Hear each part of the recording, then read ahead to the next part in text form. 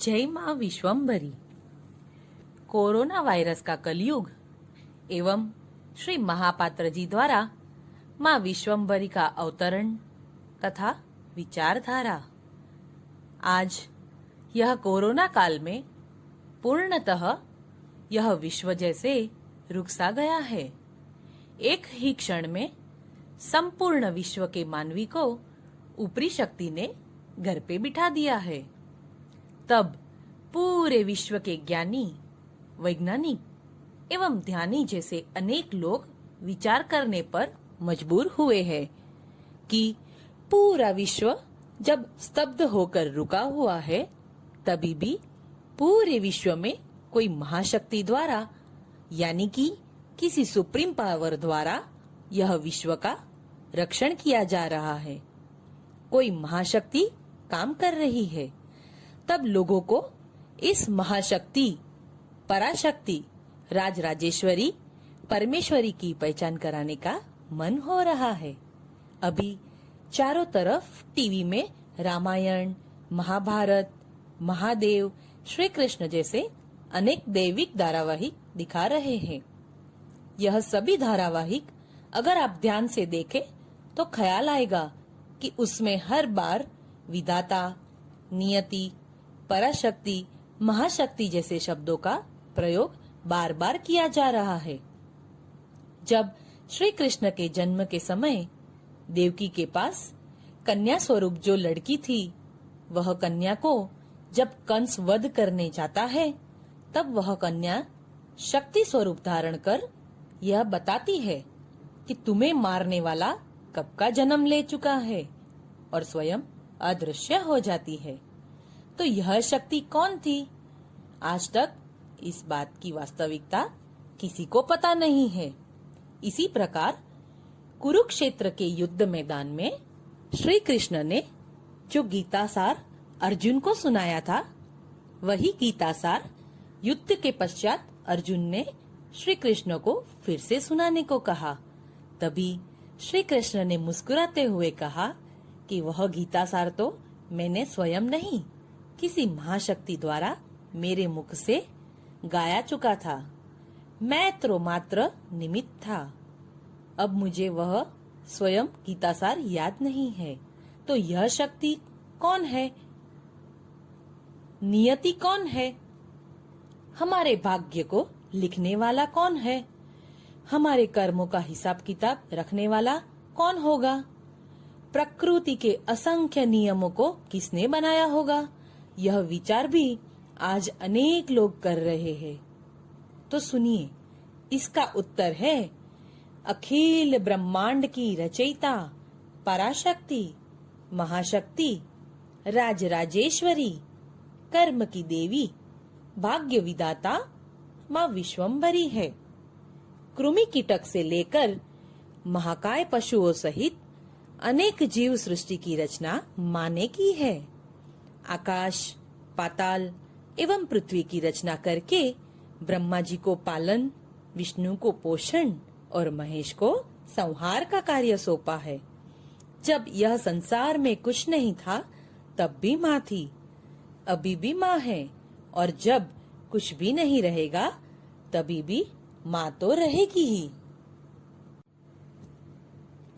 कहते हैं कि जब से पृथ्वी की रचना हुई है, तब से दो प्रकार की शक्ति बनी है। एक तामसिक शक्ति और दूसरी सात्विक शक्ति। फिर चाहे सतयुग हो, त्रेतायुग हो, द्वापर युग हो या कलयुग हो, जब जब धर्म को हानि पहुंची है और तामसिक शक्ति का अत्याचार बढ़ा है, तब तब तामसी शक्ति का विनाश करने हेतु एवं धर्म की रक्षा करने हेतु कोई सात्विक आत्मा ने अवतार करके सात्विकता का कार्य करके सात्विक शक्ति को उजागर किया है। त्रेता युग में श्री राम आए और समाज मर्यादा के पाठ सिखाए। द्वापर युग में श्री कृष्ण आए और उन्होंने कुटुंब व्यवस्था तथा समाज व्यवस्था सिखाई। ठीक उसी प्रकार इस घोर कलयुग में श्री महापात्र जी आए हैं। यह आखिरी मौका माँ विश्वम्भरी ने महापात्र जी द्वारा मानव जात को दिया है। कहते हैं कि समुद्र मंथन को देवता और असुरों ने मिलकर किया था। उसमें अमृत भी देवताओं को मिला था तथा विजय भी देवताओं की ही हुई थी। कहने का तात्पर्य यह है कि युग चाहे कोई भी हो, हर एक युग में तामसिक शक्ति तथा सात्विक शक्ति के बीच समुद्र मंथन हुआ है और हर बार जीत सिर्फ सात्विक शक्ति की ही हुई है। आज भी पृथ्वी लोगों पे 98% तामसिक शक्ति का जोर बढ़ा है और 2% ही सात्विकता बची हुई है। ऐसे घोर कलयुग में भी श्री महापात्र जी ने अपने 7 जन्मों की सत्कर्मों की सुवास फैलाकर माँ विश्वम्भरी को प्रथम बार इस पृथ्वी लोक पर उतारा है। देवों से भी दुर्लभ ऐसे महाशक्ति के साक्षात दर्शन हम सबको कराए हैं। वलसाड़ जिले के राबड़ा गांव में बसा माँ विश्वम्भरी तीर्थ यात्रा धाम, जो मात्र और मात्र 90 दिनों में बनाया गया है।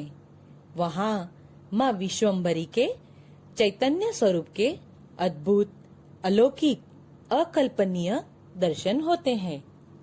यह स्वर्ग समान धाम मात्र 90 दिनों में श्री महापात्र जी ने बनाकर दिखाया है। यह कोई सामान्य बात नहीं है। यह तब भी मुमकिन है जब साक्षात शक्ति का साथ मिला हो। यही कार्य सबसे बड़ा शक्ति के साक्षात्कार होने का प्रमाण है। श्री महापात्र जी के अनेक जन्मों से एक लक्ष्य था कि समस्त देवी देवताओं में सर्वश्रेष्ठ कौन है, उनके दर्शन करने हैं। यह महापुरुष ने स्वयं ही मेहनत से तथा सत्कर्मों के हर जन्मों से इस शक्ति की खोज की। तभी इस जन्म में श्री महापात्र जी के 100% सत्कर्मों के बैलेंस के आधार पे माँ विश्वम्भरी ने उन्हें दिव्य दर्शन दिए हैं और यह एक सत्य घटना है। माँ विश्वम्भरी ने महापात्र जी की 17 बार परीक्षा ली। काम, क्रोध, लोभ, मोह, माया, आर्थिक एवं शारीरिक और आखिर में चारित्र की परीक्षा में वह संपूर्ण रूप से पास होकर निकले। तभी माँ ने श्री महापात्र जी को अपने मूल स्वरूप में दर्शन दिए हैं। तत्पश्चात माँ तथा महापात्र जी के बीच 45 मिनट तक एक अलौकिक बात हुई। तब माँ ने श्री महापात्र जी को एक सूत्र दिया कि अंधश्रद्धा छोड़कर घर की ओर वापस आए एवं घर को ही मंदिर बनाए। यह सूत्र को चरितार्थ करने के लिए आज भी महापात्र जी यथार्थ प्रयत्न कर रहे हैं और लाखों लोगों के घर को प्रज्वलित करके उनके यहाँ वैदिक वैचारिक क्रांति की मशाल जला रहे हैं। आज जब इस कोरोना काल में लोग जब घर पे बैठे हैं, तब माँ विश्वम्भरी का यह संदेश मुझे याद आ रहा है कि घर की ओर वापस आओ। आज का मानवी भटकने लगा है, तभी माँ मानवी को घर की ओर वापस आने का संदेश दे रहे हैं। घर से ही नए जीवन का शुभारंभ करें। बाहर मंदिर में न जाकर घर में माँ कुलदेवी, माँ विश्वम्भरी की विचारधारा तथा गणपति बापा के स्थापन करके घर को ही मंदिर बनाएं।